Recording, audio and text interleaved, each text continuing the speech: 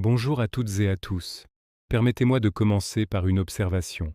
En tant que philosophe, je passe beaucoup de temps à écouter, et j'ai remarqué que l'une des sources de souffrance les plus communes et les plus silencieuses vient de notre relation avec notre propre monde intérieur, et plus particulièrement avec nos émotions.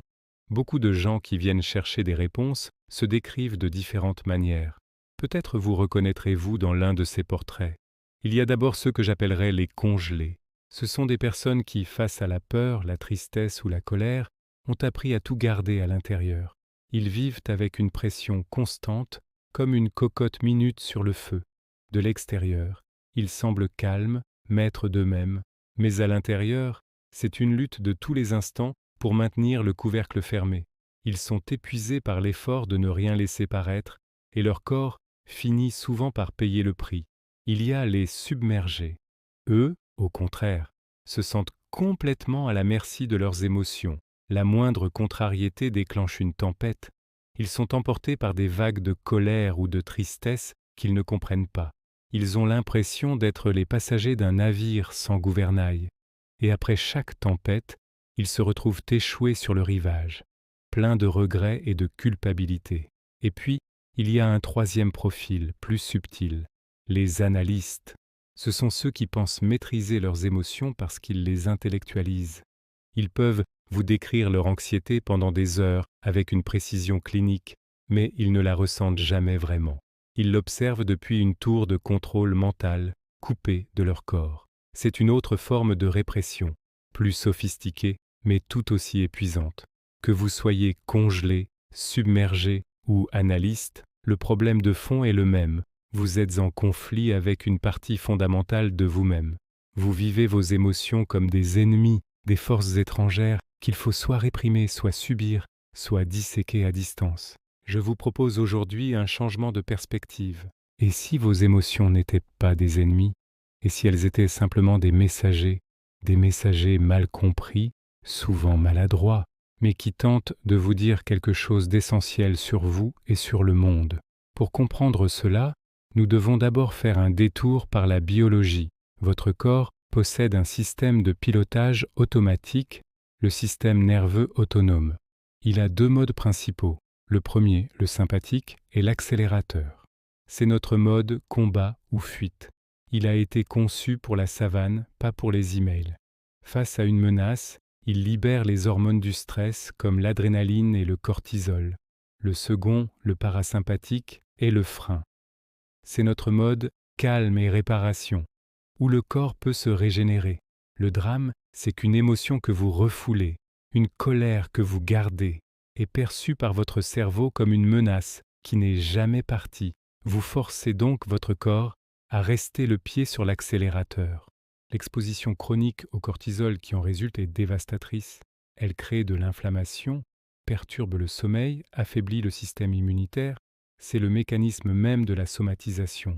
C'est ici que le philosophe intervient, car si le mécanisme est biologique, la cause est dans notre esprit, plus précisément dans l'histoire que notre esprit se raconte.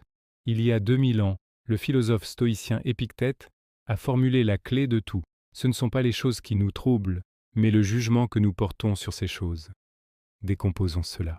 Un événement se produit, votre ami annule un dîner, ce n'est qu'un stimulus.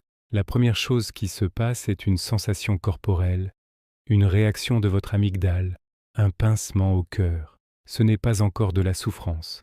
La souffrance commence avec le troisième élément, le jugement, l'histoire que votre esprit plaque sur la sensation. L'histoire, il ne me respecte pas. Cette interprétation, ce récit, est le véritable carburant de l'émotion douloureuse qui s'ensuit. C'est ce que les psychologues appellent des distorsions cognitives. La lecture de pensée, je sais ce qu'il pense, ou la catastrophisation, c'est la fin de notre amitié. Alors, comment passer de cette compréhension à une pratique concrète? Je vous propose un protocole en 4 étapes. C'est une discipline, un entraînement de l'esprit. La première étape est observer. C'est l'acte de conscience. Au moment où vous sentez la vague monter, au lieu de vous laisser emporter, vous vous arrêtez. Vous prenez une seule respiration et vous vous demandez où est-ce que je ressens ça dans mon corps. Est-ce une boule dans la gorge? une tension dans les épaules, une chaleur dans la poitrine? En vous connectant à la sensation physique, vous restez ancré dans le présent au lieu de partir dans le film de vos pensées. Vous devenez un scientifique de vous-même. La deuxième étape est identifier. Mettez un mot précis sur ce que vous ressentez. La précision est cruciale. Développez votre vocabulaire émotionnel. Ce n'est pas juste du stress. Est-ce de la frustration, de l'impuissance, de l'humiliation, de la déception? Plus votre mot est précis, plus vous activez votre cortex préfrontal, votre esprit rationnel, qui vient calmer l'amygdale en panique. Vous la sortez de l'ombre, vous la rendez objective. Elle cesse d'être vous pour devenir quelque chose que vous ressentez. La troisième étape est analyser. C'est le dialogue socratique avec vous-même. C'est ici que vous appliquez la sagesse d'Épictète. Prenez un carnet et tracez 2 colonnes.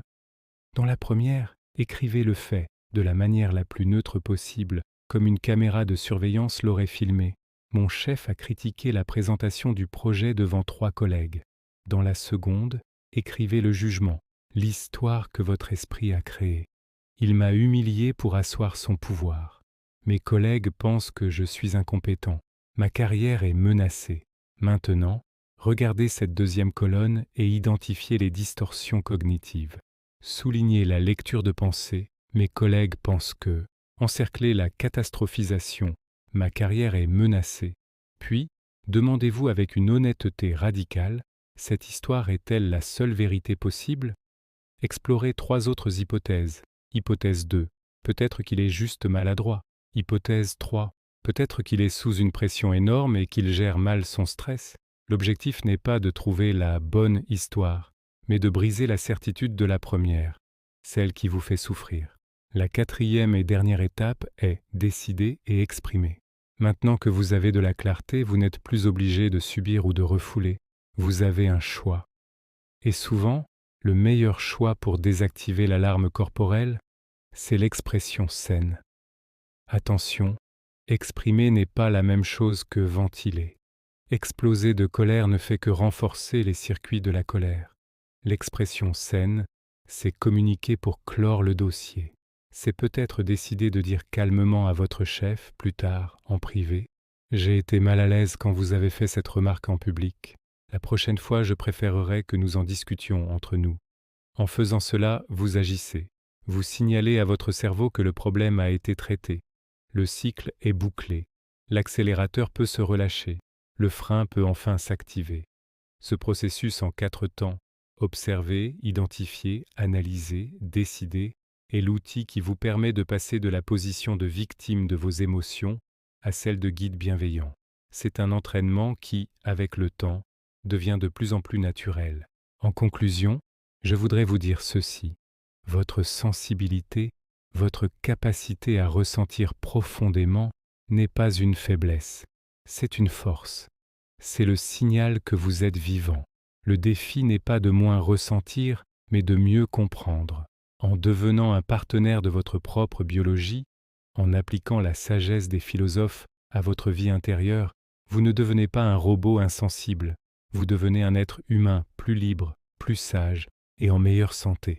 Si cette exploration vous a été utile, je vous invite à soutenir notre démarche. Un like, un abonnement ou un partage est le meilleur soutien pour que cette réflexion se poursuive. Prenez soin de vous.